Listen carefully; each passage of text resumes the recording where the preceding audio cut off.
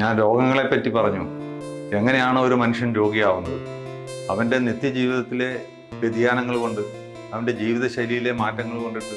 കാരണം നമ്മുടെ നിത്യജീവിതത്തിൽ അനവധി പ്രശ്നങ്ങൾ നമുക്കുണ്ടാകുന്നുണ്ട്. നമ്മൾ ശ്വസിക്കുന്ന വായുവിൽ വിഷമുണ്ട്, നമ്മൾ കുടിക്കുന്ന വെള്ളത്തിൽ വിഷമുണ്ട്, നമ്മൾ കഴിക്കുന്ന ഭക്ഷണത്തിൽ വിഷമുണ്ട്. അപ്പോൾ ഇങ്ങനെയുള്ള വിഷങ്ങളൊക്കെ നമ്മുടെ ശരീരത്തിൽ കയറും. അതുകൂടാണ്ട് നമ്മുടെ സൊസൈറ്റിയിൽ, നമ്മുടെ അയലോക്കത്തുള്ള പ്രശ്നങ്ങൾ, നമ്മുടെ സമൂഹത്തിലുള്ള പ്രശ്നങ്ങൾ, ഇതെല്ലാം നമ്മളെ ബാധിക്കുന്നുണ്ട്.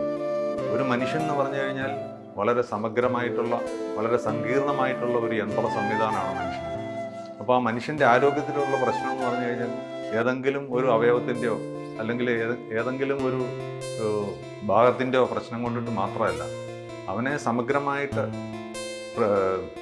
ബാധിക്കുന്ന പ്രശ്നങ്ങളുണ്ട്. അതവൻ്റെ ശരീരം മാത്രമല്ല, മനസ്സ് മാത്രമല്ല, ആത്മാവ് മാത്രമല്ല, സമൂഹത്തിലെ പ്രശ്നങ്ങളും അവൻ്റെ ആരോഗ്യത്തെ ബാധിക്കും.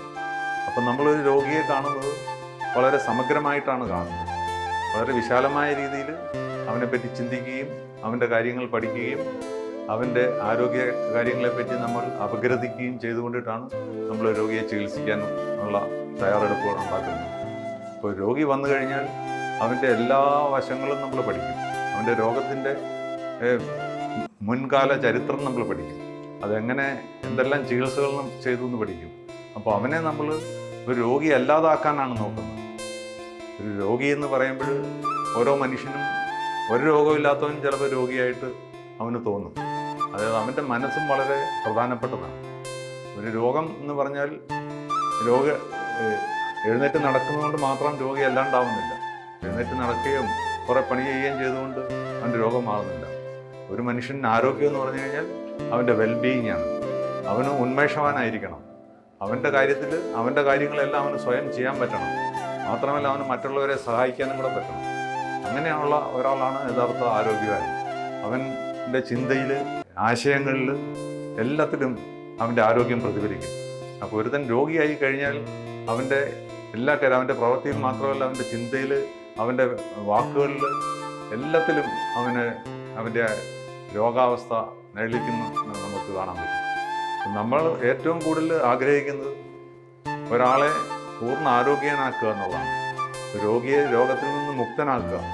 ഇനി അവന് രോഗം വരാതിരിക്കാൻ അവനെ എഡ്യൂക്കേറ്റ് ചെയ്യുക, അവനെ കൂടുതൽ വിദ്യാസമ്പന്നനാക്കുക. അവനെ ഈ ശാസ്ത്രീയമായിട്ടും അവൻ്റെ ശരീരത്തെ പറ്റിയും അവൻ്റെ മനസ്സിനെ പറ്റിയും അവൻ്റെ ആത്മാവിനെ പറ്റിയും അവന് പ്രബോധനം കൊടുക്കുക. അതുകൂടാണ്ട് അവൻ്റെ മനസ്സിനെയും ആത്മാവിനെയും ശരീരത്തെയും ശക്തിപ്പെടുത്താൻ വേണ്ട പ്രവർത്തനങ്ങൾ അവന് മനസ്സിലാക്കി കൊടുക്കുക. അവൻ കഴിക്കേണ്ട ഭക്ഷണം, കുടിക്കേണ്ട വെള്ളം, ശുദ്ധവായു എങ്ങനെ കൂടുതൽ ശ്വസിക്കാം, ആരോഗ്യം എങ്ങനെ നിലനിർത്താം, വ്യായാമം എങ്ങനെ ചെയ്യാം, ഇങ്ങനെയുള്ളതിനെപ്പറ്റി എല്ലാം അവന് നമ്മൾ വേണ്ട അറിവ് പകർന്നു കൊടുക്കുക മാത്രമല്ല, അവനെ ട്രെയിൻ ചെയ്യുക കൂടി ചെയ്യും. അതിനായിട്ട് നമ്മൾ കൗൺസിലിംഗ് നടത്തും, യോഗ പഠിപ്പിക്കും. അപ്പോൾ ഒരു രോഗി വന്നു കഴിഞ്ഞാൽ അവൻ നമ്മുടെ ഒരു കുടുംബത്തിലെ അംഗത്തെ പോലെ ഇവിടെ നിലകൊള്ളുകയും ഇവിടെ നിന്ന് നമ്മളിൽ നിന്ന് കാര്യങ്ങൾ മനസ്സിലാക്കുകയും പഠിക്കുകയും എല്ലാം ചെയ്തുകൊണ്ട് അവൻ്റെ രോഗത്തിന്, അവനെ സംബന്ധിച്ചിടത്തോളം അവൻ ഏറ്റവും നല്ല ഡോക്ടർ അവൻ തന്നെയായി മാറുന്ന ഒരു ഘട്ടത്തിലേക്ക്, ഒരു അവസ്ഥയിലേക്ക് നമ്മൾ അവനെ അറിവ് പകർന്നു കൊടുത്ത് പുരോഗമിപ്പിക്കും. അതാണ് നമ്മുടെ ചികിത്സാ പദ്ധതിയുടെ ഏറ്റവും വലിയ സവിശേഷത. ഒരു രോഗി വന്നു കഴിഞ്ഞാൽ ആ രോഗി ഇവിടെ കുറച്ച് ദിവസം നിൽക്കുകയോ അല്ലെങ്കിൽ ഇവിടെ കൂടെ വന്ന് പഠിക്കുകയോ ചെയ്തു കഴിഞ്ഞാൽ അവൻ്റെ രോഗത്തിന് അവൻ തന്നെ ഏറ്റവും നല്ല ഡോക്ടറായി മാറുന്ന ഒരവസ്ഥയാണ് നമുക്ക് കാണാൻ സാധിക്കുക.